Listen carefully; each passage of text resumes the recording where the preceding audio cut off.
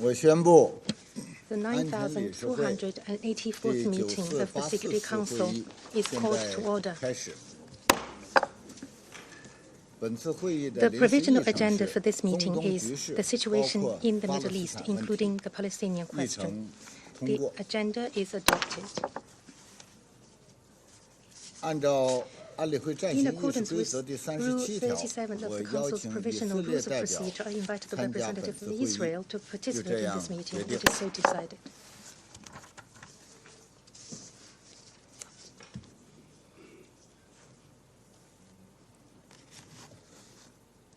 按照暂行议事 I 规则和 propose 以 that 往 the 相关 Council 惯例， invite the 我 permanent 提议安 observer 理 of 会 the 邀请 observer 巴 state 勒 of 斯坦 Palestine to the 关泰 United 联合国 Nations 巴 to 勒斯坦 participate in 常 this 驻联合 meeting 国观察 in 员 accordance with the 参加 provisional 本 rules 次 of 会议。 procedure and the 没 previous 有人反 practice 对， in this 就这 regard. 样 There 决 being no 定。 objection, it is decided.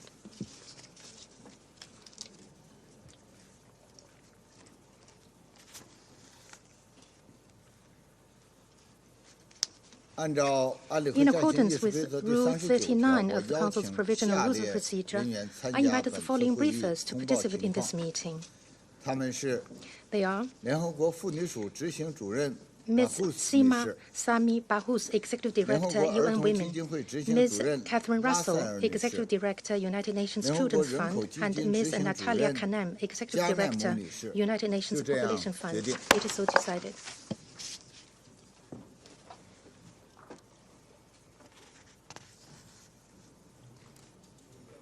安理会现在 The 开始 Security 审 Council will now 议 begin 议 its 程项目 consideration of 2。 item 2 of the agenda. 我现在 I now give 请 the floor to 巴 Ms. 女士 Bahous. 通报情况。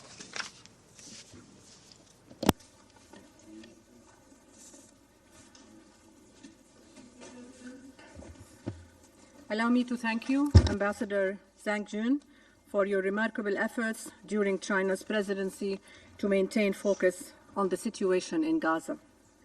And thank you to Ambassador Nusseibeh and Ambassador Fraser for calling for this meeting, and to members of the Security Council for this opportunity to brief you about the humanitarian situation in the occupied Palestinian territory. I just returned last night from Egypt and Jordan. There, I met with government, civil society partners, humanitarian workers, and volunteers, all working tirelessly to respond to the suffering of the Gazan people and end the crises. I commend their efforts to ensure humanitarian aid gets to those in need.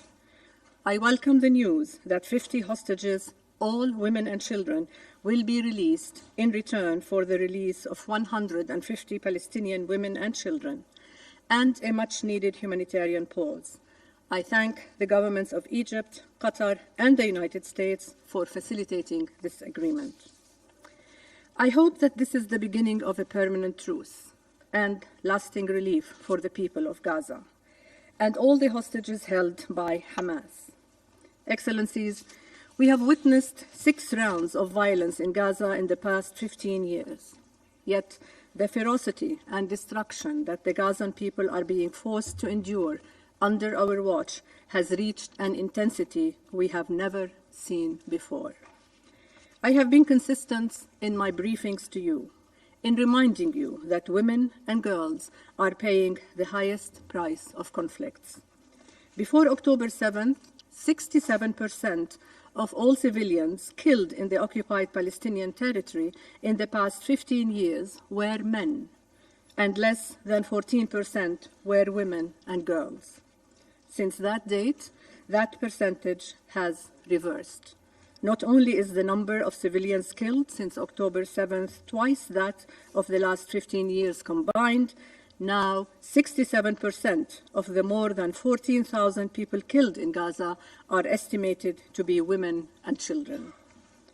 Excellencies, That is 2 mothers killed every hour and 7 women every 2 hours. We mourn them all. We also mourn the more than 100 UN colleagues who have died in just a month of this crisis. They served the mandate of our United Nations and the principles we have sworn to uphold, and they paid the ultimate price for it. Despite their knowledge of the dangers they faced, they did what they believed in until their final breath, whether in schools, in hospitals, or wherever they were needed. We carry their memories with us throughout this crisis and beyond. Excellencies, it has been 47 days since the October 7th attack on Israel, where 1,200 people, many of them women and children, were killed. Each day that passes marks another 24 hours of unspeakable fear and uncertainty for the hostages, including the women and girls held by Hamas. I continue to call for their immediate and unconditional release. It has been 47 days since the more than 2 million Palestinians in Gaza have spent every moment fearing for their lives, mourning their dead, and living under conditions that would break every single one of us. Thousands of women in Gaza have lost their homes, 45% of all housing units destroyed or damaged. Thousands more are injured, unable to find any medical support from a totally shattered health system. 180 women are delivering babies every day without water, without painkillers, without anesthesia for C-sections, without electricity for incubators, and without medical supplies. Yet, they continue to care for their children, for the sick, for the elderly, mixing baby formula with contaminated water when they find it, going without food so that their children can live another day, enduring multiple risks in severely overcrowded shelters. They have been robbed of their livelihoods, of their security, and of their dignity. Women in Gaza have told us that they pray for peace, but that if peace does not come, they pray for a quick death, in their sleep, with their children in their arms. It should shame us all that any mother, anywhere, has such a prayer. Excellencies, before the current escalation, there were 650,000 women and girls in dire need of humanitarian assistance in Gaza. Now that estimate has gone up to 1.1 million, including the nearly 800,000 women internally displaced. And while the situation of women and girls in Gaza rightly preoccupies us because of its immediacy and the overwhelming imperative to act, we are seeing an escalation in the West Bank, where demolitions of public infrastructure, revocation of work permits, increased settler violence, and detentions have significantly impacted the lives and livelihoods of women. Excellencies, I am alarmed by disturbing reports of gender-based and sexual violence. I reiterate my call from when I last spoke in these chambers in October, that every act of violence against women and girls, including sexual violence, is unequivocally condemned and must be fully investigated with the utmost priority. I am reassured that SRSG Patton has activated the UN Action Network that she chairs to proactively share UN-sourced and verified information on incidents, patterns, and trends of conflict-related sexual violence to aid all investigations. I am confident that there will be ultimately a reckoning for all violations of international humanitarian law and international human rights law in this conflict. The work of the Commission of Inquiry on the Occupied Palestinian Territory, including East Jerusalem and Israel, is crucial. Excellencies, Gaza's only 2 women's shelters are now closed. Women-led organizations continue to operate in Gaza, though under severe constraints. Where they function, they are using their networks to source and distribute emergency items and to document and respond to protection concerns. I salute their courage and reiterate the need to ensure they have whatever they need to continue their crucial work. UN Women's response plan for Gaza, working with partners including the World Food Programme, will, in its initial phase, cover food and cash assistance to around 14,000 women-headed households, 1/3 of all women-headed households in Gaza. We will support and work urgently with the Egyptian Red Crescent and the Jordanian Hashemite Charity Organization to advance the distribution of items identified by women in Gaza as priority needs. I commend the many female staff and volunteers of the Egyptian Red Crescent for their exceptional service in these challenging circumstances, and I welcome the establishment of a new Jordanian field hospital in Khan Yunis, notably including female medical staff, such as doctors and nurses, for the first time. This is a significant milestone. Excellencies, we are providing flexible financial support to women's organizations across the occupied Palestinian territory. The Women's Peace and Humanitarian Fund, which has launched a new appeal to mobilize an additional $10 million, and we will support women's leadership in the political space. As always, we will continue to work with our sister entities and through the broader IASC membership to ensure that humanitarian response serves women and girls to the fullest. I thank our development partners for their support to us in implementing the plan, but much more funding is needed. I encourage all donors to increase their allocations, including to UNRWA, who remains the only lifeline for thousands of Palestinians. Excellencies, UN Women has met with and heard from Israeli women who shared with us that they and civil society organizations are working to document gender-based atrocities, and they shared their hope for peace with women, both Israeli and Palestinian, at the table. Excellencies, during my mission, I heard unequivocal calls, time and again, that we need an immediate and unconditional ceasefire. I also heard calls from partners across the region that forced displacement or transfer of Palestinians from their land is a red line, that we must ensure the protection of civilians, and that we must facilitate unhindered access to aid. I heard calls for an end to occupation and for concerted progress towards a peaceful two-state solution. I suspect I am not unique in finding this one of the lowest moments for the international community and for peace and security that I can recall. But it is precisely at moments such as this that multilateralism is at its most important. This institution and others of the United Nations are where we come together to find peace. Our track record is varied. International justice mechanisms are actively resisted. The growing pushback against women and girls and their rights is gaining momentum. The UN Charter and our global norms are flagrantly ignored. And as we abandon the instruments of multilateralism, the volume of arms transfers and the market value of arms manufacturers skyrocket. I welcome last week's resolution in the Security Council and hope that will only be the start of greater consensus in the Security Council to find a solution. I call on its immediate implementation. But this resolution, like the more than 100 resolutions on the so-called Palestinian question since 1948, makes no reference to gender issues.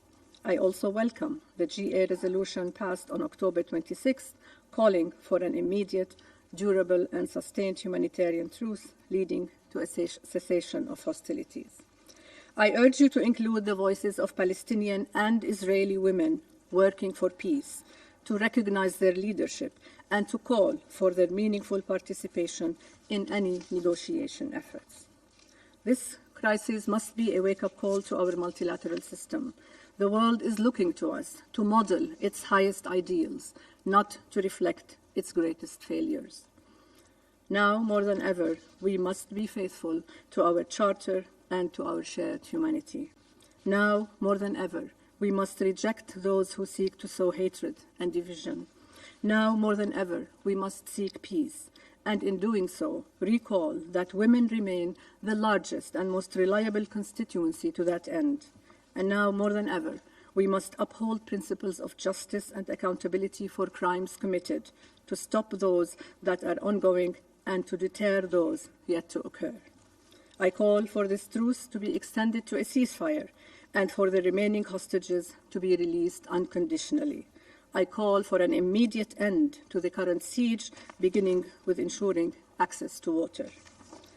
Excellencies, let me end with a sentiment that we hear from women in Gaza. They note that the international community spends significant time reiterating numbers of people killed, numbers of children under rubble, numbers of houses destroyed.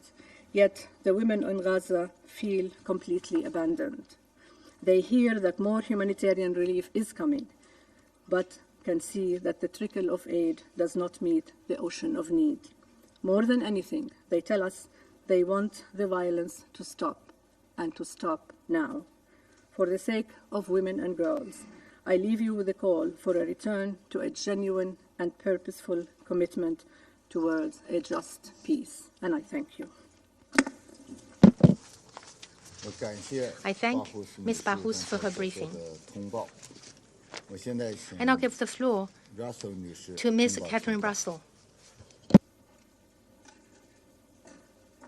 Excellencies, thank you very much. Thank you to Ambassador Nsebe, Ambassador Zhang Jin, and Ambassador Frazier for bringing us together to speak about the worsening situation for children in the state of Palestine and Israel. I'd also like to thank this Council for its adoption of Resolution 2712, a text that acknowledges the disproportionate impact of this war on children by demanding that parties to the conflict afford children with the special protection they're entitled to under international law. Critically, this resolution calls for extended humanitarian pauses and corridors in Gaza, which I hope will be urgently implemented so that humanitarian partners can reach civilians in need, especially children. UNICEF also welcomes a limited ceasefire agreement. We are positioned to quickly scale up the delivery of desperately needed humanitarian aid in Gaza, but of course more resources are needed to meet ever-growing needs. But this is far from enough. The war must be brought to an end, and the killing and maiming of children must stop immediately. Excellencies, before briefing you in more detail on the situation in Gaza, I'd like to draw your attention to the plight of children in Israel and the West Bank. Since October 7th, 35 Israeli children have reportedly been killed, while more than 30 are being held hostage in Gaza. Like the Secretary General has said, the agreement to release hostages is welcome, but much more needs to be done. UNICEF will call on parties to safely release all abducted children. Last week, UNICEF's Deputy Executive Director traveled to Israel, where he met with families of the child hostages. They shared their anguish and deepening fear over the safety of their children. I had planned to travel to Israel and the West Bank last week as well, but as many of you have heard, I was advised by doctors to postpone my visit after sustaining injuries in a car crash en route to Rafah. Our Deputy Executive Director visited the West Bank to assess the deteriorating security and humanitarian conditions there. Over the past 6 weeks, 56 Palestinian children have been killed, while scores have been displaced from their homes. We estimate that 450,000 children in the West Bank need humanitarian assistance. UNICEF and its partners are providing mental health and protection support, water and sanitation services, and remedial education for 280,000 children in the West Bank. Turning to Gaza, I just returned from a visit to the south of the territory, where I was able to meet with children, their families, and with UNICEF staff on the ground.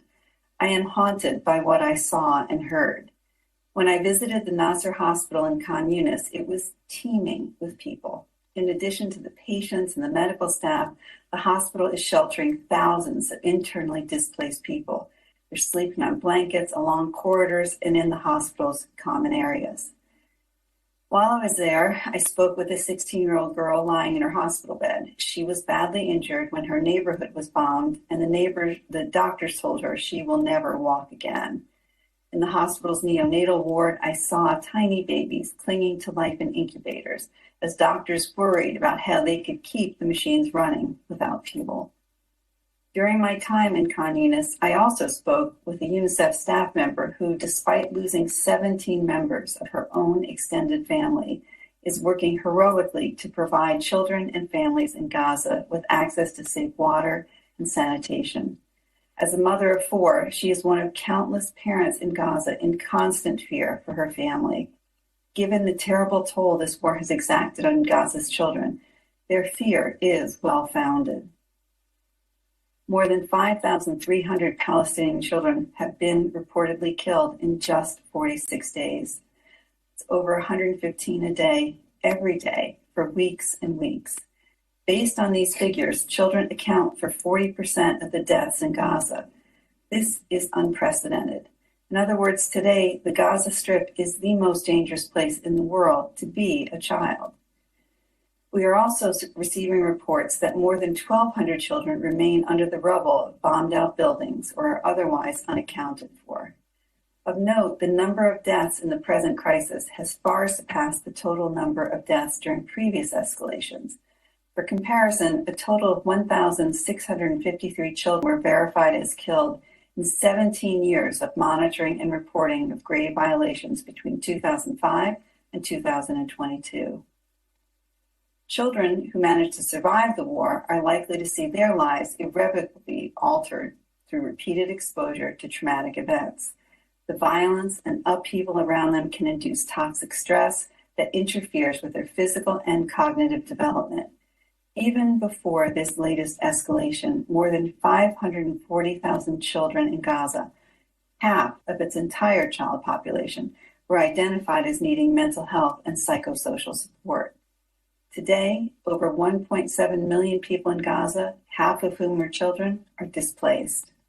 We are particularly concerned by reports of increasing numbers of displaced children who have been separated from their families along evacuation corridors to the south, or who are otherwise arriving unaccompanied to hospitals for medical care.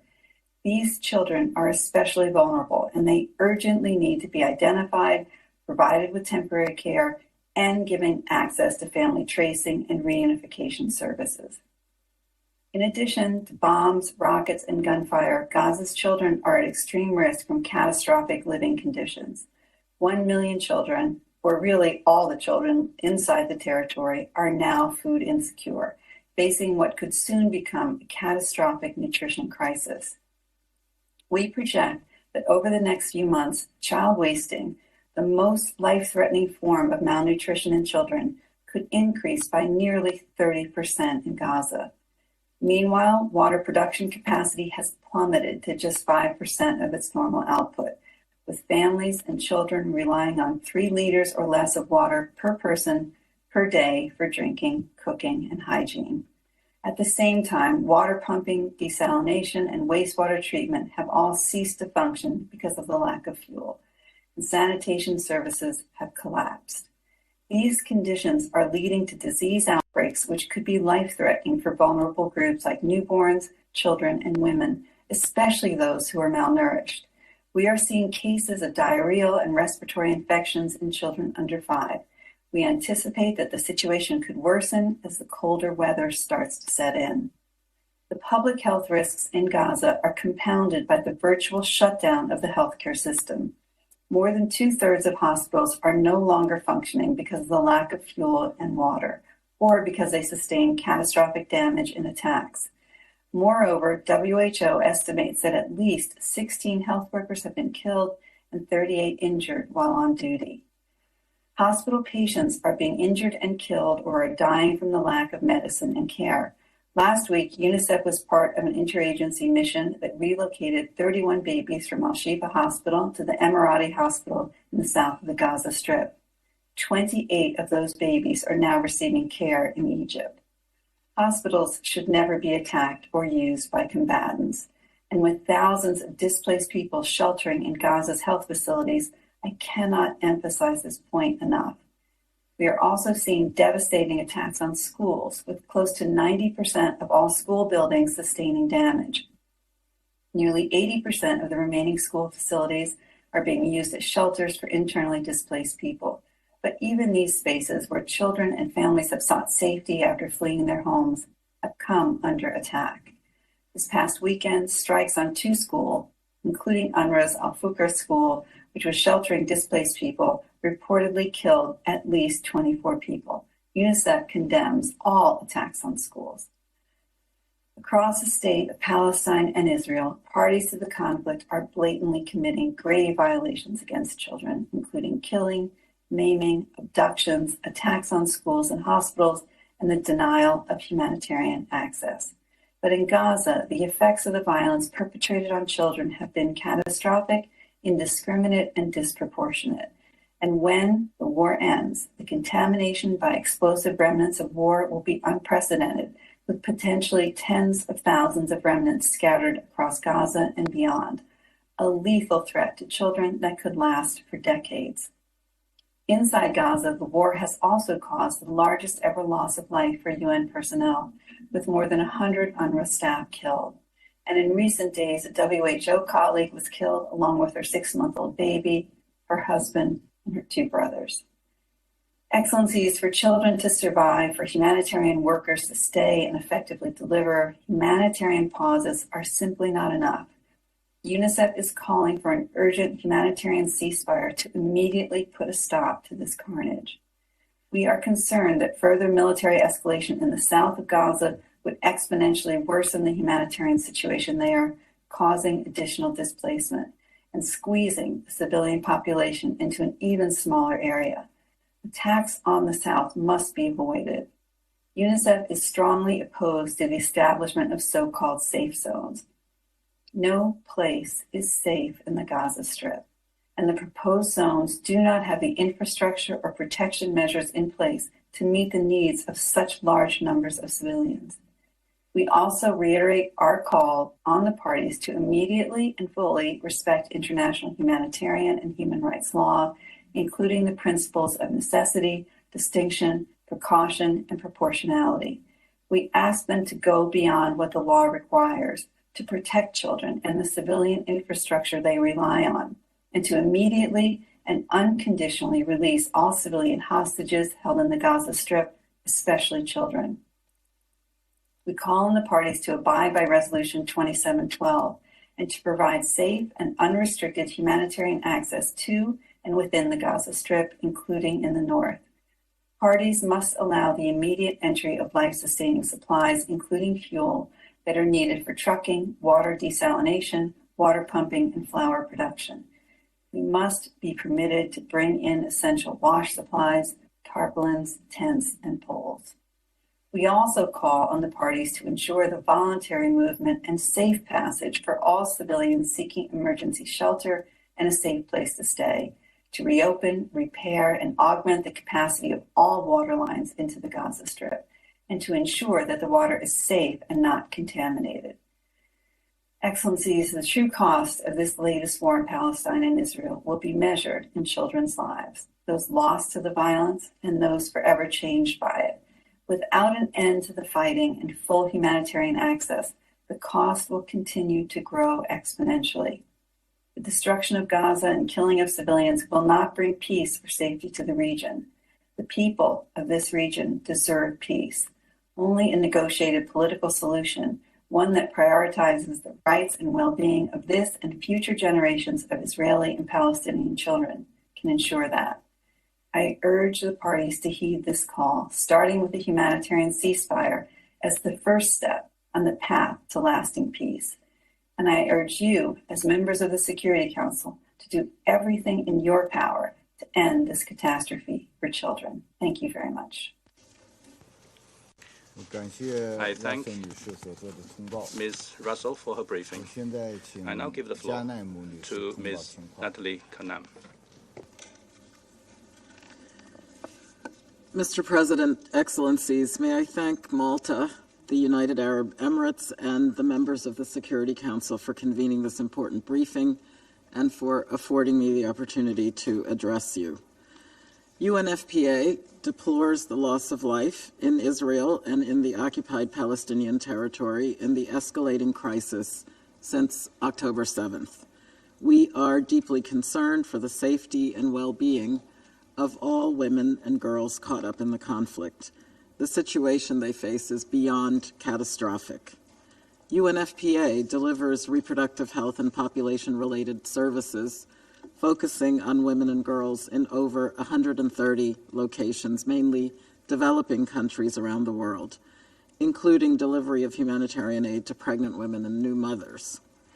This assistance aligns with the humanitarian principles of humanity, impartiality, neutrality, and independence. We have worked in the occupied Palestinian territory since 1986, where we are now providing desperately needed support. Some 2/3 of all the thousands of people killed in Gaza are women and children, showing yet again that they pay the steepest price in conflicts. Amid the ongoing fighting and devastation, in Gaza, there are currently 5,500 pregnant women expected to give birth in the coming month. Every day, approximately 180 women deliver under appalling conditions, the future for their newborns uncertain. At a moment when new life is beginning, what should be a moment of joy is overshadowed by death and destruction, horror and fear. The situation is most dire for women facing obstetric complications, some 15% of pregnant women. Their lives are at risk due to severely limited access to health care and to emergency obstetric care.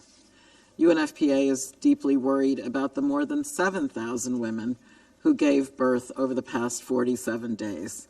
They lack access to postpartum care, water, sanitation, and nutrition.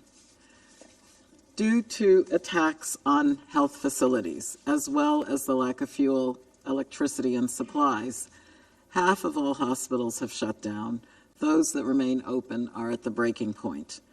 There are 2.2 million people in Gaza where an entire population is besieged and denied access to the essentials for survival. Over 1.6 million people are living in overcrowded conditions without sufficient clean water and sanitation. This creates multiple health crises, health risks, including for women who have no access to menstrual hygiene, as well as those who are pregnant or have recently delivered. Lack of food and water across Gaza will have an adverse impact on the health and well-being of pregnant and breastfeeding women. They have higher daily water and caloric intake requirements. A woman called Raham, who is 2 months pregnant and experiencing bleeding, told us, "There is a treatment I should take, but I'm not able to get it. Pregnant women like me should be drinking milk, eating eggs. All bakeries have been bombed. There is no bread, no water." In the West Bank, where settler violence is on the rise and households have been displaced, more than 70,000 women are pregnant, and about 8,000 are expected to give birth in the coming month.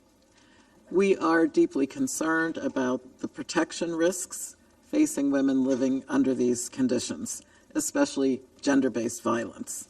Lack of access and the loss of communications limit our ability to deliver support and services that gender-based violence survivors require. Al-Shifa Hospital is no longer functioning, and across Gaza, health supplies are running dangerously low.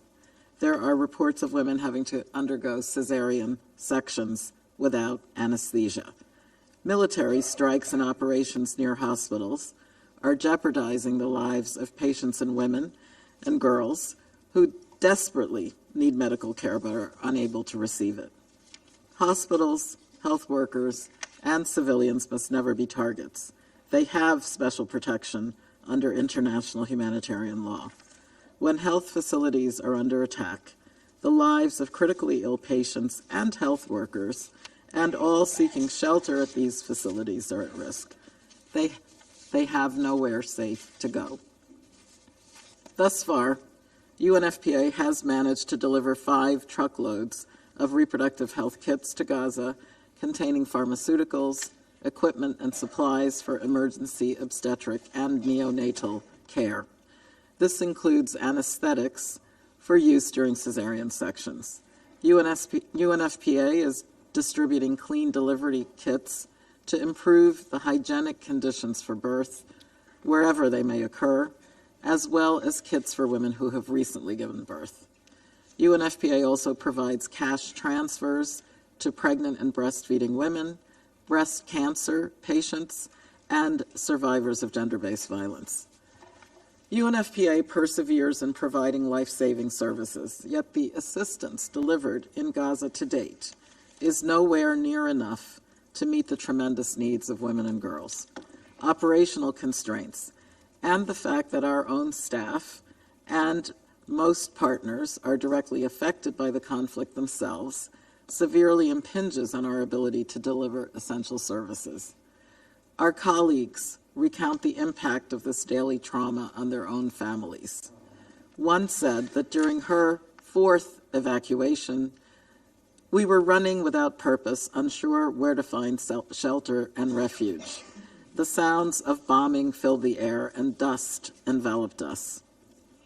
In Israel, civilians are experiencing profound pain as they mourn the killing of 1,200 people in the brutal attacks of October 7th, which we once again condemn, while once again calling for the immediate and unconditional release of all hostages held by Hamas. We join the Secretary General in welcoming the announcement of the recent deal regarding the release of some of the hostages, including women and children. Mr. President, UNFPA welcomes Security Council Resolution 2712 of the 15th of November, noting it calls for urgent and extended humanitarian pauses and corridors throughout Gaza to save and protect civilian lives. UNFPA has continued to call for an immediate ceasefire. In this regard, the announcement of a 4-day humanitarian pause is a welcome development, which must be used to allow for additional aid to reach those in desperate need. Indeed, more aid is urgently needed in Gaza to save lives and to stem the torrent of human suffering. Unimpeded access of humanitarian workers and of supplies, including sexual and reproductive health services, is a matter of life and death for women and girls. In line with the Emergency Relief Coordinator's 10-point plan, the continuous and sufficient flow of humanitarian assistance to all those in need, wherever they are, is essential. This is especially true for women and children. Civilians and the infrastructure they rely on, including hospitals, shelters, and schools, must be protected. We call for the protection of humanitarian workers in Gaza who risk their lives in the service of others as we mourn the loss of over 100 UNRWA colleagues and scores of aid workers killed in the conflict. UNFPA reiterates the Secretary General's call for international humanitarian law and international humanitarian rights law to be upheld by all parties, and for the immediate and unconditional release of all hostages, who include women and girls. On this International Day for the Elimination of Violence Against Women, which begins 16 days to orange the world against gender-based violence, UNFPA denounces, in the strongest possible terms, all acts of violence against women and girls, including sexual violence, whenever and wherever they occur. Mr. President, distinguished members of the Security Council, the violence must end. The fate of humanity does not belong in the hands of those wielding weapons. It rests with women and young people and allies standing together, waging peace. In this urgent test of humanity, women and girls desperately need peace to prevail. I call upon the Security Council to do everything in your power to make that peace happen.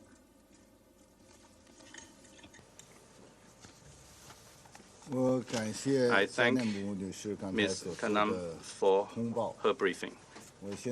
I now give the floor to those council members who wish to make statements. I give the floor to the representative of the UAE. Thank you, Mr. President. I thank Executive Director Bahous, Executive Director Russell, and Executive Director Kanam for their painful briefings. They highlight the critical turning point we have reached in Israel's 47-day war on Gaza that followed the October 7th attacks by Hamas on Israel. and the grave choices that lie before Israel in its prosecution of this war.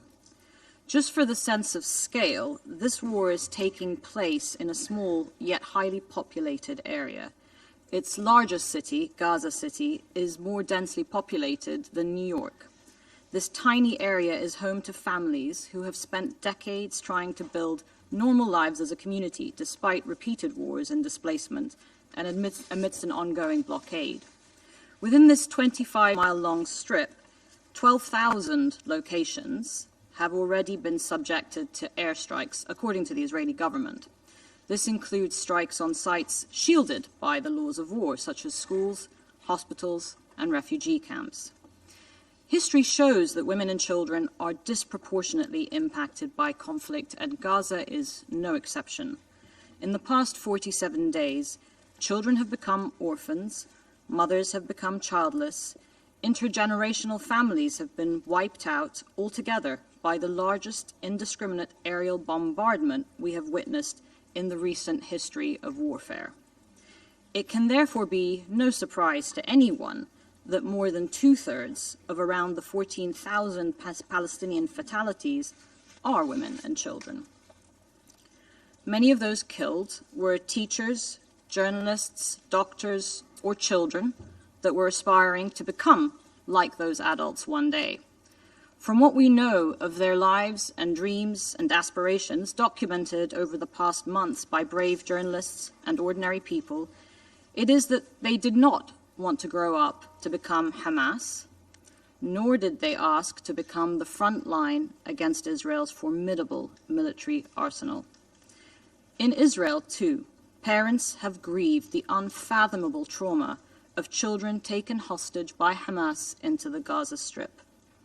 The October 7th attack on Israel also brought horrific reports to the world of the killing of innocent civilians and the torture and the sexual violence against women, and they were rightly condemned and must be investigated with perpetrators held accountable.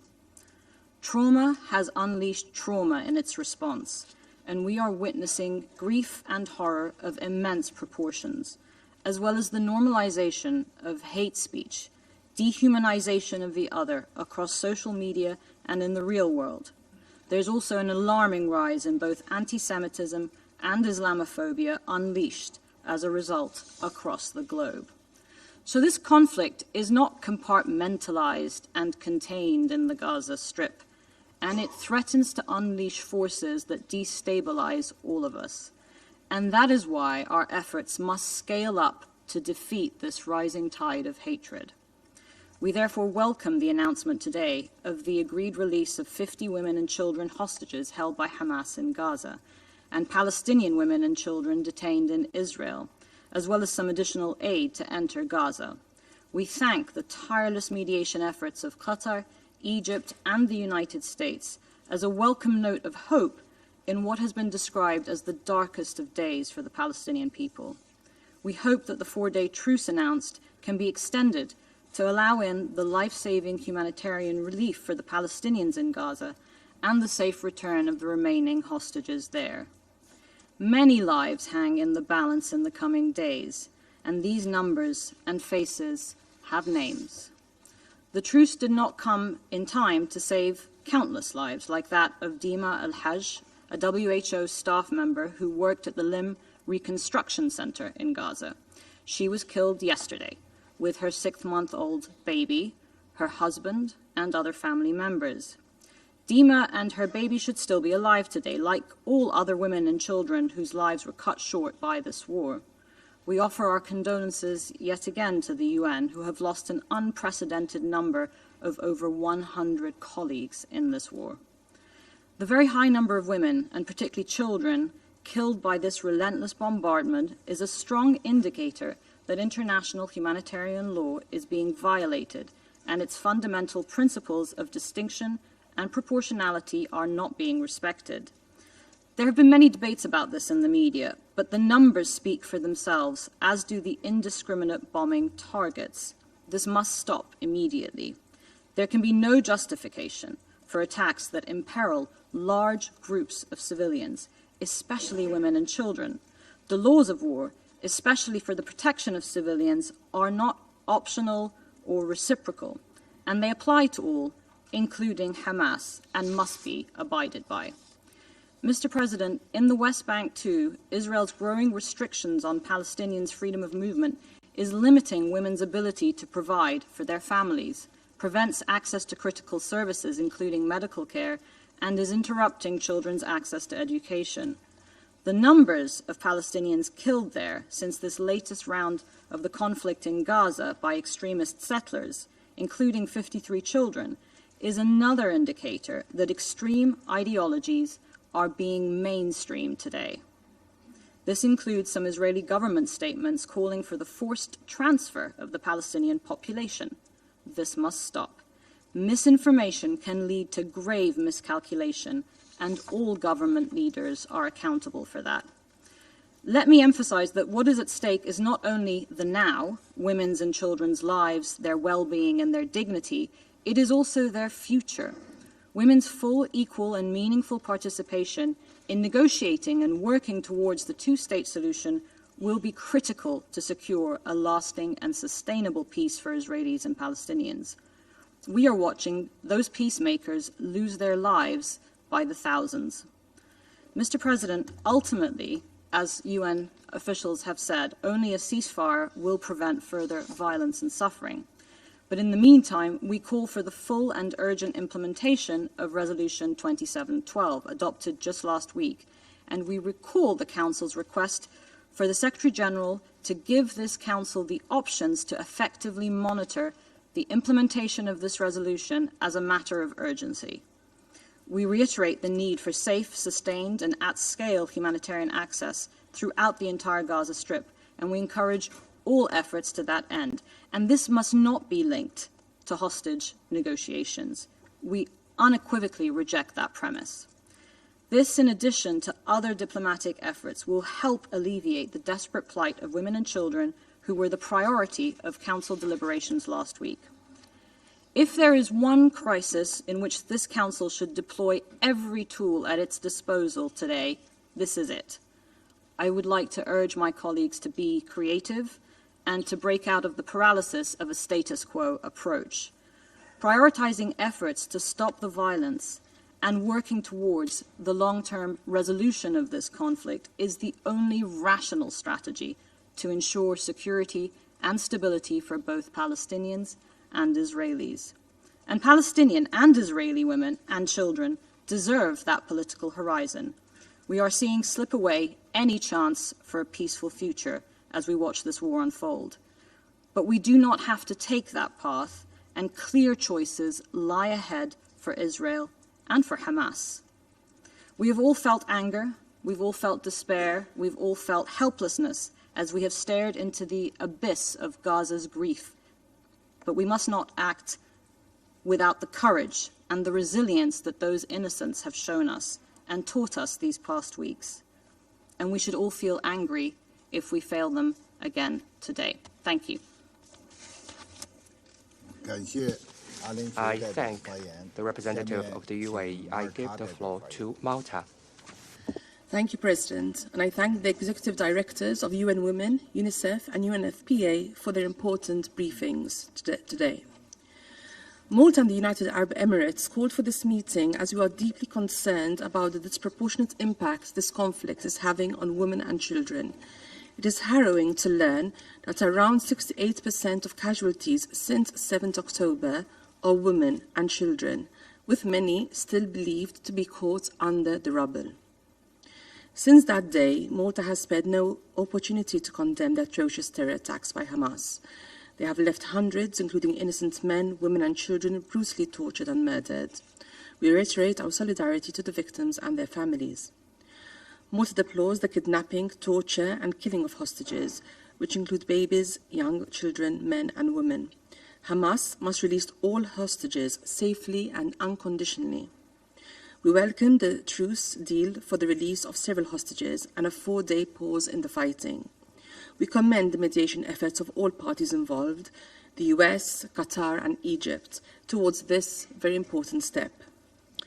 We also remain deeply concerned by reports where civilians and civilian structures, including hospitals and schools, may have been used as human shields.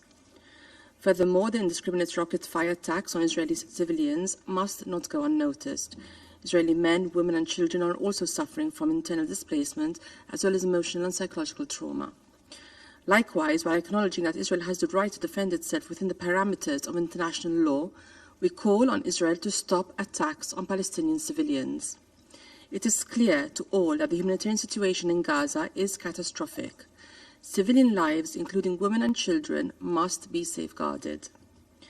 UN Women estimates that there are over 2,000 new female-headed households since the start of the conflict, many having been displaced and taking shelter in overburdened UNRWA facilities and in hospitals. Standard necessities for survival, such as food, water and medicine, continue to be scarce and are disproportionately affecting children's health and women as primary caregivers. Coupled with this is a lack of access to hygiene supplies, adequate privacy and increasing gender-based violence and community tensions, all due to overcrowding in shelters. Such conditions also have an acute effect on the thousands of pregnant women who suffer from heightened vulnerabilities and require specific needs and care. These are only a few of the reasons why Malta continues to underline the need for urgent and extended humanitarian pauses and corridors for a sufficient number of days, as outlined in Resolution 2712. Even amid this unbearable situation, women in Gaza are among the first responders. Support for women's civil society organizations must be given urgent priority. Women human rights defenders and activists, including journalists, must be protected. We also must strive to include gender-related issues and perspectives into this Council's consideration of this agenda item. President, children continue to disproportionately bear the burden of the escalation in this conflict. The killing and maiming of children, attacks on schools and hospitals, abductions and denial of humanitarian access are grave violations against children and violations of international law. We are also deeply distressed about the death of premature babies at Al-Shifa. While the evacuation of babies in critical condition into Sinai is a welcome development under current circumstances, we must not ignore the fact that their lives and well-being were and still are in grave and imminent danger. In this regard, we express our heartfelt gratitude to all countries which assisted or facilitated these efforts. The adoption of Security Council Resolution 2712 last week clearly called for a number of provisions which aim to offer a respite to family and children, some suffering through this conflict. Furthermore, attacks on schools threaten children's right to education, which will have negative long-term consequences. Malta deplores last weekend's attack on UNRWA schools that killed at least 24 people. We are also deeply concerned by the situation in the West Bank and East Jerusalem. Military incursions, settler violence, demolitions, and forced transfer of Palestinians risk the opening of a third front, a real possibility. Incidents on different checkpoints in Jerusalem are also on the increase. Hence, we call for restraint. President, this untenable situation needs to end. When it does, we need to be well prepared to prevent a reversion to the status quo in Gaza and the occupied Palestinian territory. Such a change in the political trajectory towards reconciliation and peace must also include women as legitimate stakeholders and effective peace builders. To this end, Malta underscores its commitment to a lasting and sustainable peace in the Middle East, based on a two-state solution in line with relevant Security Council resolutions and internationally agreed parameters. I thank you.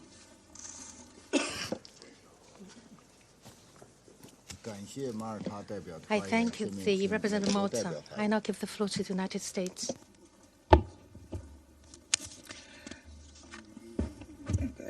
Thank you, Executive Director Bahous, Executive Director Russell, and Executive Director Kanem for your briefings. We appreciate all you're doing to alleviate the suffering of all women and children around the world. And I want to take this moment to wish Executive Director Russell a full recovery from her injuries. At the top, I want to say that it is also critical that the Council hear from academic and civil society briefers who can speak to the plight of women and girls living under this conflict. And on this point, I'm disappointed that our request to have Dr. Ruth Haparin-Kadari brief this council was not accommodated. Dr. Haparin-Kadari served on the Committee on the Elimination of Violence Against Women for 12 years and has dedicated her life to the cause of ending violence against women. She should have been able to brief the council today. Colleagues, last night we got welcome news, a deal which President Biden and the United States helped broker in partnership with Egypt and Qatar. The deal was reached to secure the release of at least 50 hostages, including Americans, taken by Hamas during its brutal terrorist assault against Israel. And over the coming weeks, we will work to reunite all hostages with their families, every single one. We also appreciate the commitment that Prime Minister Netanyahu and his government have made to support an extended pause to ensure this deal can be fully carried out, to ensure the provisions of additional humanitarian assistance to help alleviate the suffering of innocent Palestinian families in Gaza, and to allow time for Palestinian civilians to move to safer locations. Now, all aspects of this deal must be fully implemented, and we must encourage all council members to support these aims. Colleagues, while this is real cause for hope, it does not undo the devastating toll this conflict has had on women and children, and on all innocent civilians in Israel, in Gaza, and the West Bank. Lives cut short, tragically. Debilitating injuries, emotional scars that for many, including those taken hostage, will never fade. This is the dark reality of conflict that Hamas set in motion. It has been less than 2 months since Hamas carried out its barbaric terrorist attack against Israel. But many members of this council seem to have forgotten or attempted to erase the horrors of that day. And many still cannot bring themselves to unequivocally condemn Hamas's acts of terror. So I feel an obligation to speak on these horrors, lest we forget. It is outrageous, and it is an insult to the victims of Hamas's brutal attack. The children who were executed in front of their parents, the families who were burned alive, the young people who were gunned down with glee. We have also seen horrifying footage that points to Hamas's rape and sexual assault of innocent civilians. Where is the universal condemnation, and where is the outrage? Colleagues, this moment is a test of our capacity to empathize with the suffering of all. We must continue to hold space in our hearts for the victims of the October 7th attack, for those in Israel whose homes are targets of Hamas's riots, for the hostages in Gaza who were pried from their families. But let's be clear, we must also have the same compassion for the innocent Palestinian civilians who've been killed and injured during this conflict. The innocent civilians, mostly children, under the rubble, and for the people in Gaza who are in dire need of humanitarian assistance, water, food, shelter, and other essentials. For the young girls who are no longer able to attend school, and the elderly who have fallen ill from a lack of adequate nutrition, and for those with disabilities who are unable to move. Colleagues, we must scale up our humanitarian assistance to Gaza. And you know that the United States continues to work with the United Nations and partners in the region to do just that. We're pleased to see the first deliveries of much needed fuel following a commitment by Israel. This will help keep vital communications networks running and help UNRWA deliver humanitarian aid. but much more aid, including fuel, is needed urgently. As we have heard today, Palestinian women also lack access to sexual, reproductive, and maternal health care. And humanitarian partners have in many cases been unable to provide gender-based violence response services in Gaza. And that's not for lack of trying. UNRWA is doing everything in its power to continue to provide these services, even in the face of grave danger. But these women and girls need more support and protection. And the United States is committed to doing everything possible to help women and girls in all conflict zones, consistent with Security Council Resolution 1325. Colleagues, make no mistake. Hamas is not concerned with protecting any civilians, including any Palestinian civilians. No, they are deliberately and callously putting them in harm's way, hiding behind the skirts of their women and innocent civilians. Still, this does not lessen Israel's responsibility to protect civilians consistent with international humanitarian law, as it exercises its right to safeguard its people from acts of terror. Efforts to mitigate and respond to civilian harm are both a moral and a strategic imperative, and we're deeply saddened by the tragic loss of lives at the UN's Al-Faqura school in Gaza. Any harm to civilians sheltering at protected sites is unacceptable. Colleagues, even at this perilous moment, we must work toward a sustained peace, toward a future where two democratic states, Israel and Palestine, live side by side in peace. Women and girls can and must help chart that better future. And with their support and leadership, I believe we can, at long last, secure peace, freedom, and prosperity for Israelis and Palestinians alike. Finally, on this day, before Americans celebrate their Thanksgiving, recalling all the things that we are thankful for, we must not forget those who are suffering, those who are in mourning, those whose children are going to bed hungry. We must do everything possible to alleviate their suffering. Thank you, Mr. President. I thank you, and I'll give the floor to the Russian Federation.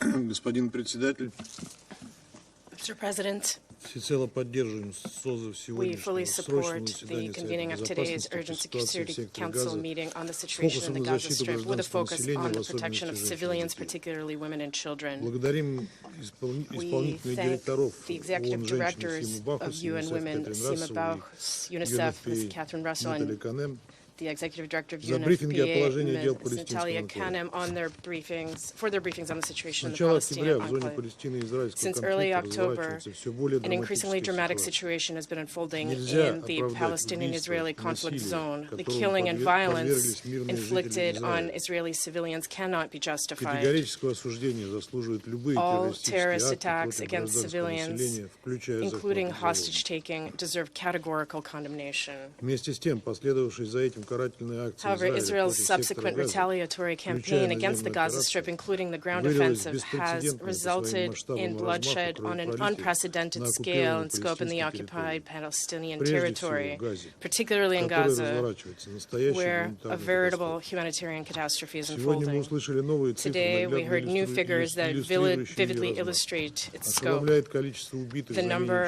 чем of два месяца Palestinians killed палестинцев, in less than около 2 14 months тысяч, is половина из staggering, которых more than дети. 13,000, half of them children. Ужасает и беспрецедентное с The 1948 unprecedented года число number внутренне of перемещенных лиц. internally displaced persons since 1948, 1.6 million, is Одним equally словом, appalling. сбывается In short, the worst predictions of a disaster of near biblical proportions are coming true, and the Palestinians are facing this before our very eyes. At the same time, Israel is depriving the international community, including Russia, of the opportunity to provide the necessary humanitarian assistance to Gaza. The Strip remains cut off from steady and sufficient supplies of water, food, medicines, and fuel, which Israel has allowed to trickle in selectively only a month after the start of the blockade.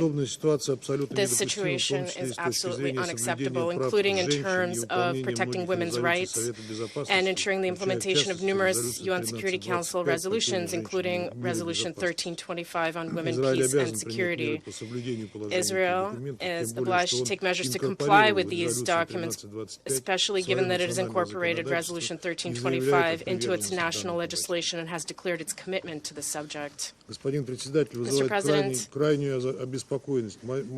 mass killings and maimings of children committed by the Israeli army in the course of its operations, as well as attacks on schools and hospitals that claim innocent lives, are of utmost concern. The strikes are also targeting other civilian sites, mosques, churches, refugee camps, and UN facilities where the women and children of Gaza seek refuge from bombs. This is a blatant violation of international humanitarian law.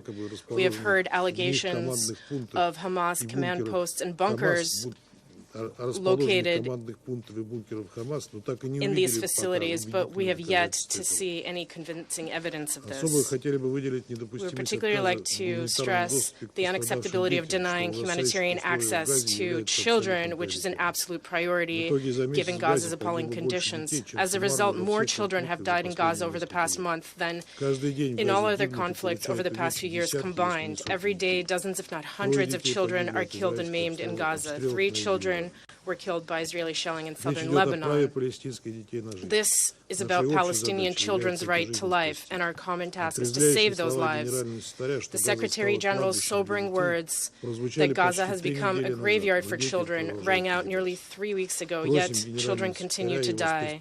We ask the Secretary General and his Special Representative for Children in Armed Conflicts to keep the situation in Gaza under special scrutiny and to inform the Security Council of measures being taken. We're likewise concerned about Israel's and Western states' violations of the rights of those who express disagreement with Israel's actions. This includes violations of freedom of expression and peaceful assembly, as well as the persecution of human rights defenders. We believe that, given these circumstances, the Security Council should make it a rule to invite representatives of Palestinian civil society, including women, to its meetings in order to obtain first-hand information on the situation in the occupied territories. Mr. President, all that the Security Council has managed to achieve against this completely unacceptable backdrop is to adopt on November 15th Resolution 2712 submitted by Malta on the humanitarian situation in the enclave, focusing on the impact of the conflict on children specifically. Unfortunately, that resolution ended up being watered down and did not contain a demand for a ceasefire, nor did it provide for practical measures to ensure broad and unhindered access to those in need and to provide assistance to the victims. Given this, Russia abstained on the vote, ceding to requests from Palestinians and Arab countries themselves, who asked not to stand in the way of the UN Security Council from finally adopting some kind of product on the conflict for the first time since 2016. At the same time, the resolution left out Israel's violent raids on the West Bank and arbitrary air raids on Syria, as well as the growing tensions along the blue line with Lebanon, which create a risk of the crisis spreading out further throughout the Middle East region. The absolute moral and humanitarian imperative to end hostilities was reduced to a vague and undirected call for some kind of pauses, which are not backed by Israel's relevant obligations under international humanitarian law, nor by some kind of monitoring or implementation mechanisms. At the same time, there is no doubt that no humanitarian pause can change this unacceptable situation.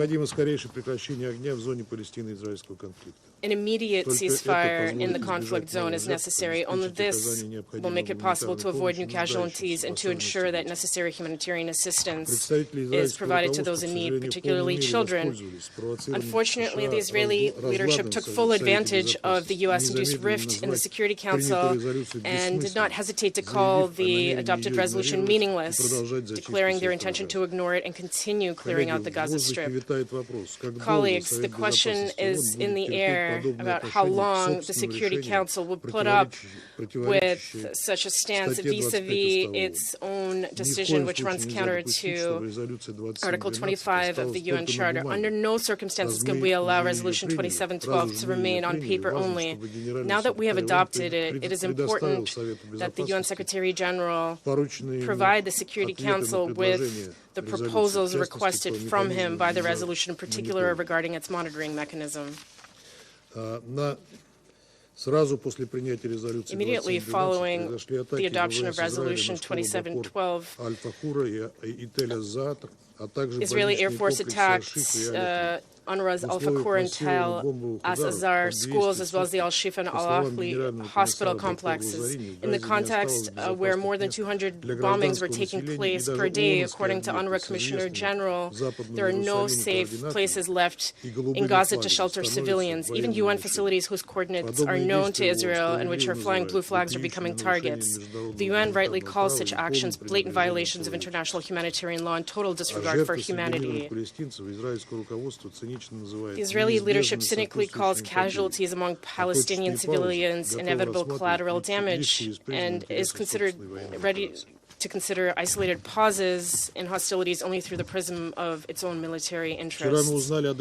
Yesterday, we learned about an agreement reached between Israel and Hamas on a 4-day pause and an exchange of some of the prisoners and hostages held by Hamas for Palestinian women and children held in Israeli jails. One must be clear that these important agreements, whose implementation will dictate the fates of thousands of people, was possible not following Resolution 2712, but rather thanks to the effective mediation efforts of Qatar and Egypt in their contacts with Hamas leadership. We hope that this agreement will be strictly enforced by all parties and will contribute to the development of further contacts in the interest of addressing acute humanitarian issues. We also hope that it will be an important step towards a general de-escalation of the situation.